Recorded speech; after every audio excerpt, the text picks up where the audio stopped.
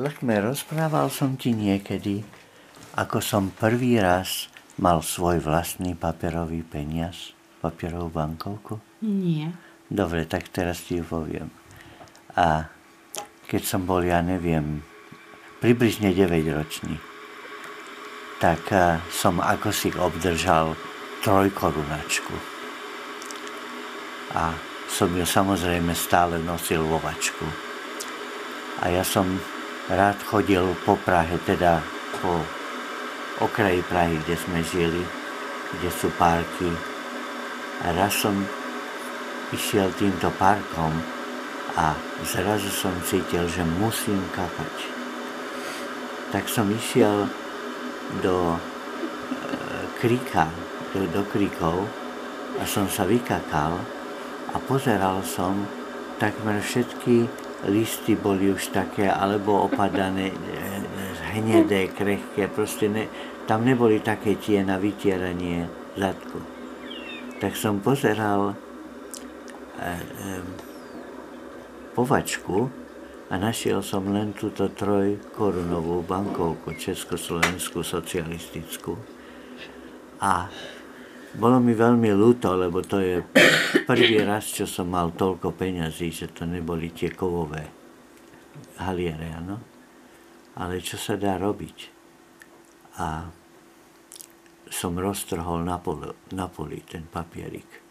Čiže polovicou tej 3-korunačky som si vytrel zadok a išiel som odhodiť ten papier, ale som sa na neho pozrel. No tam bolo teda dobré množstvo toho hovienka. Tak som vedel, že musím tiež použiť tú druhú polovicu 3-korunačky. Ale som sa bál, že čo keby tá druhá polovica nebola dosť. Tak ja som tú polovicu roztrhol na polovicu. Inými slovami, ja som si to druhé vytretie urobil štvrtinu tej bankovky, áno, toho papierika. Tie bankovky 3-korunačky neboli veľmi veľké. To bolo takto malé. Áno, takej veľkosti, áno.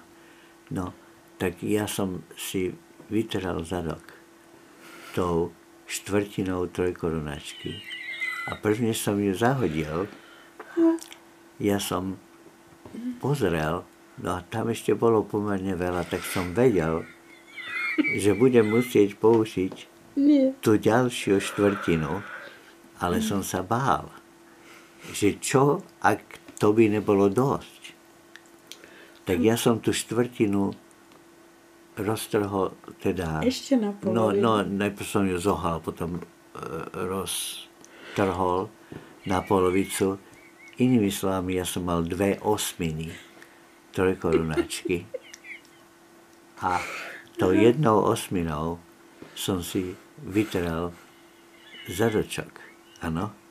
A keď som to vyhadzoval, tak som pozrel, no a bolo tam dosť na to, že ja neviem prečo, tak ja som tú poslednú 8 zohol na polovicu a roztrhol, takže ja som mal 2/16.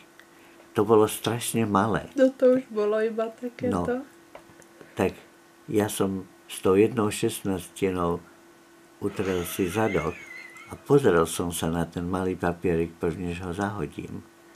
A ja som zistil, že nielen, že to má trochu hovienka na sebe, ako špinku len, ale oveľa viac hovienka bolo na mojom prste za nechtom.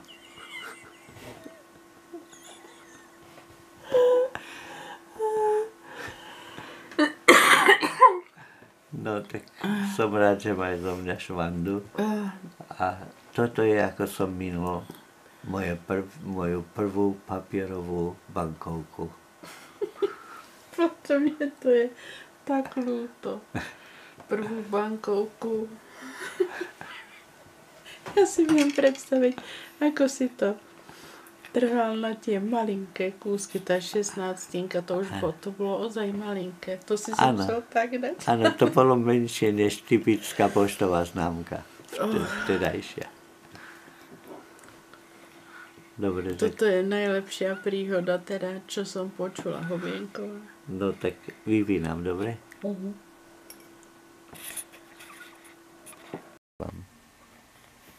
3, 2, 1, teraz? Áno, prosím.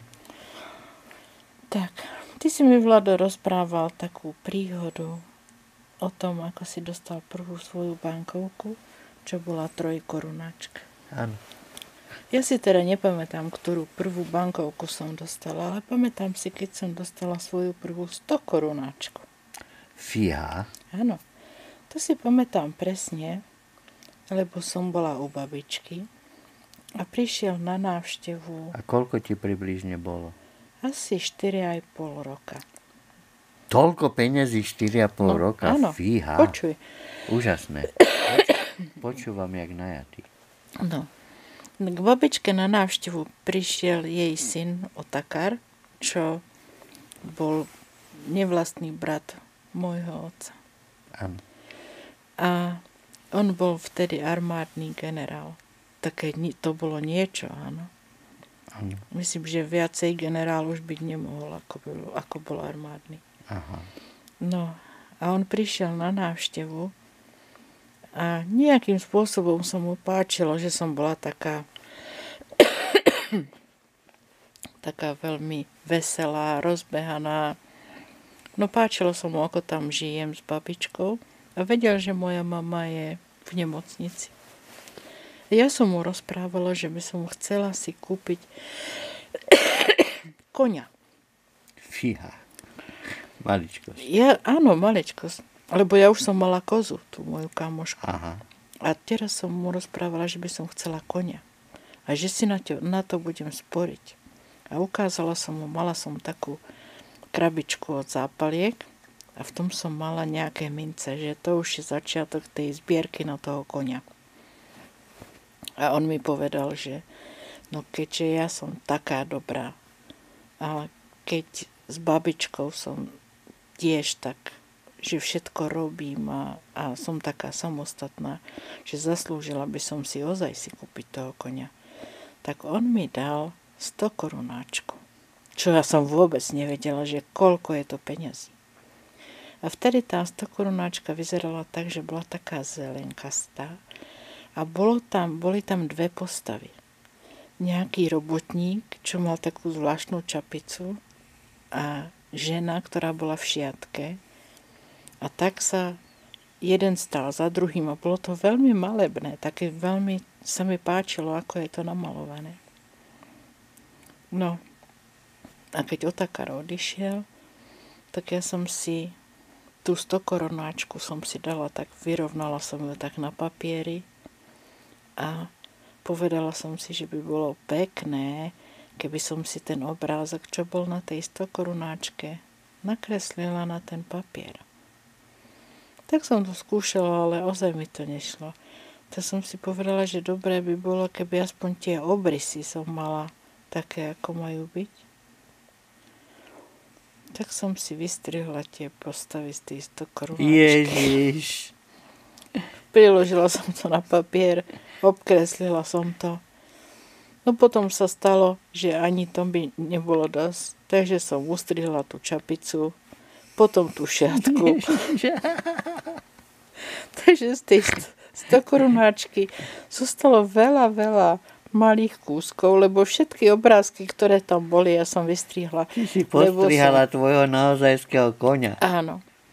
No ale potom ja som vedela, že to som asi nemala robiť, ale keďže som bola v takom zapálení, že no musím, tak som si potom povedala, že dobre, tak všetko to zlepím dokopy zas.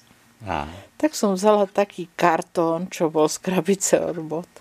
A na to som si pokúšala som sa tam zlepovať ako pucle, niečo tak puzzle. No vôbec sa mi to nepodarilo a bolo to asi 2 razy väčšie, ako keď to bolo pôvodne bankovka. Áno. Viac hodné. Áno. No ale potom som išla za babičkou jej ukázať, že čo som urobila, ale ako som to aj opravila. No ona sa na mňa nehnevala, ale vysvetlila mi, že není vôbec dobrý nápad strihať nejaké bankovky, lebo potom máš po koňovi. Takže ja som takto prišla o koňa. Začiatok mojej zbierky 100 korunáčka, to bolo niečo vtedy. Teda, to je veľa peňazí. No aj dnes by to bolo, ja neviem, $4. Áno. Takže takto ja som svoju prvú 100 korunáčku, ktorú som mala na koňa, takto som o ňu prišla. Ale bolo to veľmi kreatívne. A myslím si, že keďže tá 100 korunáčka bolo 2 razy väčšia, potom na konci, keď som to zlepila, tak mi prišla aj oveľa zaujímavejšia. Ale doteraz si pamätám tie tváre toho robotníka s tou zvláštnou čapicou, čo potom som sa dozvedela, že to je štít pre zváračov. Aha. No. A tá šiatka tej ženy. No veľmi pekne sa mi to strihalo. A koň bol fuč. Tak to je všetko. Úžasné. Vypnem? Áno. No Lakme, ak chceš, tak ti poviem príhodu mojej druhej bankovky, ale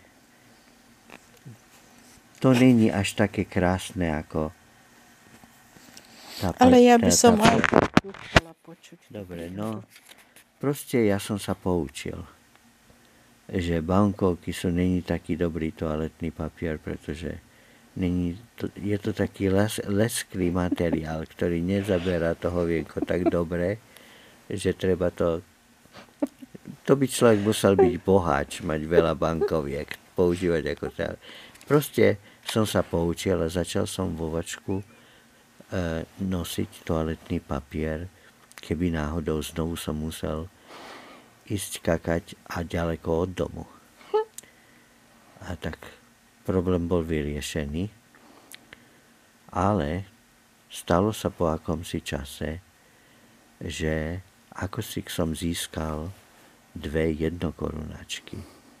A môže byť tým, že moja nevlastná mama ma posielala na nákupy a vždy mi nechala nejaké drobné za tú prácu, možno som si vymenil 100 halierov za papierovú, 200 halierov za 2 papierové. No už som vedel, že je nebezpečné to nosiť vo vačku. Že je lepšie si to skovať niekde a vybrať, keď sa konečne rozhodnem, čo si za to kúpiť. A tak tam v záhrade tej vily, kde sme žili v Prahe, bol taký záhradný múrik s kameňou, veľkosti ale tehly, nepravidelný, ktorý nemal vôbec maltu medzi sebou. Čiže tie dierky boli veľmi suché. Tak medzi a proste vybral som akýsi kameň, dal tam do tej dutiny suchej tie bankovky zrolované alebo zohnuté, dal kameň späť a pretože tie kamene boli každej inej tvaru, som si dobre zapamätal, kde to dávam a problém bol vyriešený. Potom ale o 2 týždne som sa rozhodol, že aj keď ešte stále neviem, ako minúť také veľké peniaze, pretože ja som bol zvyklý si kupovať za 20 halierov šumienku.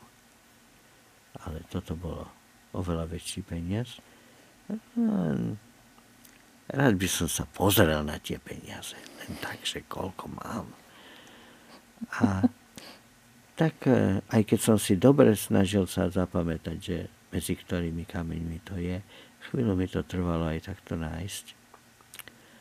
A vybral som ten kameň a medzi tými kameňmi často bol určitý chrobáčik, určitý hmyz, taký pásovaný, ktorý keď sa vyruší, sa tak zohol do takého klbka. No, tak ako zvyčajne medzi tými kameňmi aj tu, kde boli tie bankovky, som vyrušil takéhoto malého živočícha, ktorý sa hneď teda stočil do klbka. Pozerám na tie 2 jednokorunačky zohnuté a tie boli plné dier. Tie bankovky boli viac menej polozjedené. Ja neviem, že či tento hmyz jedol papiere alebo niečo iné tam prišlo. Ale proste toto je, ako som stratil môj druhý finančný veľký poklad. Ja si úplne viem predstaviť, ako si sa pozeral na tie dierované bankovky. Áno. Koľko šumienok to mohlo byť. No teda. Ja som veľmi rád mal tie šumienky, pretože to boli vždy dve. Jedna biela, jedna taká hnedka stabodkovaná. Tá biela bola tá kyslá.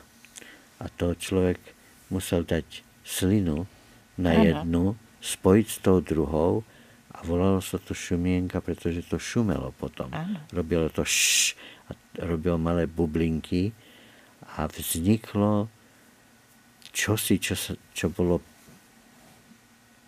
mäkké, polotekuté a dalo sa to lízať. Áno, bolo to ako taká malinovka. Človek si vyrábal vlastno slinovou malinovku. Áno. No. Tak to bolo také podnikanie. No to už si bol takmer podnikateľ. No ja som bol podnikateľ, pretože ja som chodil dlhými ulicami a pozeral sa, kde boli tie stánky na telefonovanie, tie telefónne budky, že či niekto stratil ten 25 haliarník a nechcelo sa mu zohnúť. To hneď človek mal šumienku.